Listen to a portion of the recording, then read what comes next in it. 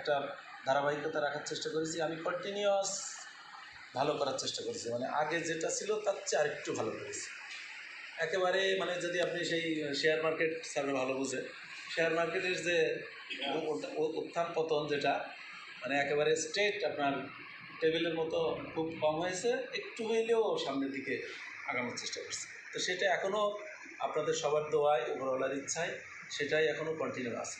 সেটার ধারাবাহিকতাই আমি যাচ্ছি যে আমি দেশে মোটামুটি কয়েকটা মাল্টি সাবজেক্টে পড়াশোনা করেছি।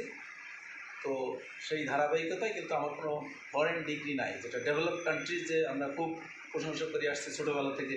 দেশের মধ্যে পড়ি কিন্তু প্রশংসা তো বাইরের দেশগুলোরই করি, উদাহরণ তো ওদেরই টানি। তো সেক্ষেত্রে বাইরের দেখা দরকার যে ওই যে সেই কাজী নজরুলের কবিতা আর কি, থাকবো না তো বদ্ধ করে দেখবো এবার জগৎটাকে। তো জগৎটাকে দেখার জন্যে তো আসলে মানে it's not too early for me, একটু দেরিতেই হচ্ছে, but better late is better than never, তাই তো? এখন লেট হইলেও আমি চেষ্টা করছি আর কি যে আরেকটু সামনের দিকে কী আছে দেখি। তো এইটা হচ্ছে কথা। আর যেটা বললাম যে সাকসেস কখনো অ্যাচিভমেন্ট না, এটা গেইন করেছি পকেটে রেখে দিলাম বিরাট কিছু হয়ে গেলাম, নো। বাইরের কান্ট্রিগুলোতে যে প্রফেশনেই হোক না কেন, আমরা যেটা জানি যে বিশেষ করে ডেভেলপ কান্ট্রি যেগুলো, মানে you need to evaluate yourself after a certain period. আমি একবার অ্যাডভোকেট হলাম, সারা জীবন অ্যাডভোকেট, এটা চলবে না। হয় আমি 1 বছর পরে কি 3 বছর পরে আবার অ্যাডভোকেট আছি কি না সেটা আবার আমার প্রমাণ দিতে হবে। শিক্ষক, আমি একবার শিক্ষক হলাম, আজীবন শিক্ষক হবে না। আবার আমাকে ইভ্যালুয়েশনে আসতে হবে যে আমি এখনও সেই কোয়ালিটি হোল্ড করছি কিনা। তো যাই হোক, এখন আমার ভালো লাগছে যে আমি মানে বলা হচ্ছে যে খাবার কেমন হলো, এর উত্তর হচ্ছে আমার প্লেটকে জিজ্ঞাসা করে। প্লেট যদি পরিষ্কার হয় তাহলে খাবারটা নিশ্চয়ই ভালো ছিল। যেমন টুম্পা অনেক মজার মজার খাবার তৈরি করে, আমরা অনেক স্বাদ পেয়েছি তার। তো ব্যাপারটা হচ্ছে এরকম যে আসলে আপনাদেরকে যতটুকু দিতে পেরেছি, ওটা সেই রবি ঠাকুরের কথা আমার বলতে হবে, তোমারে যা দিয়েছি মানে এটা একেবারেই মনে করেন যে একেবারে পরিপূর্ণতা কখনোই হয়নি বা হয় না, এটাই স্বাভাবিক। এই যেটা বললাম যে it's not an achievement, it's continuous way. আজকে আপনারা যেটা আমাকে দিলেন, I feel like not going and taking my class again and again.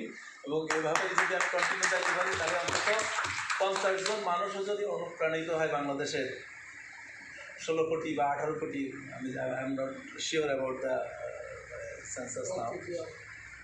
যাই হোক, 50 জন মানুষ মানে অনেক কিছুর দায়িত্ব তারা নিতে পারে, এবং এই 50 জন লিডার সমাজের। তো যাই হোক, এই মূল কথা হচ্ছে যে আপনারা যে এত কিছু ত্যাগ স্বীকার করে এই ল পড়তে আসছেন, ম্যাক্সিমামই হচ্ছে যে break of study job holder, তারা পড়তে আসছেন এখানে। যেটা আমিও একইভাবেই আপনাদের মতোই এইভাবেই পড়াশোনা করে আসছি।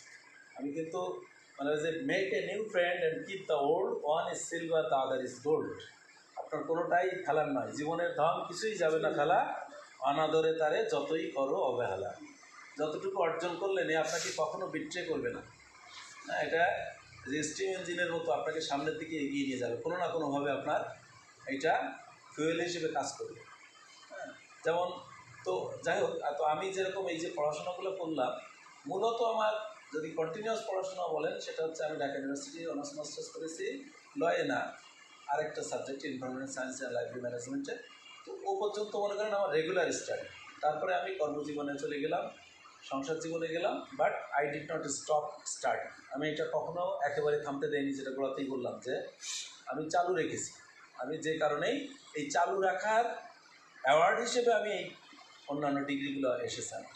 আমি এরকম না যে আমি ওটাই খুব ফোকাস ছিলাম, ওটা আমার মনে হয়েছে যে আই শুড কন্টিনিউ সে যে সাবজেক্ট হোক। এবং শুধু তাই না, আমি যে মানে মনে করেন যে 2টা ব্যাচেলার ডিগ্রি 3টা মাস্টার ডিগ্রি এটা কমপ্লিট করেছি, এখানে ফাঁকে যে আমি বসে থেকেছি তাও না। আমি রেসপন্সিভ ওয়েব ডিজাইনের উপর পড়াশোনা করেছি।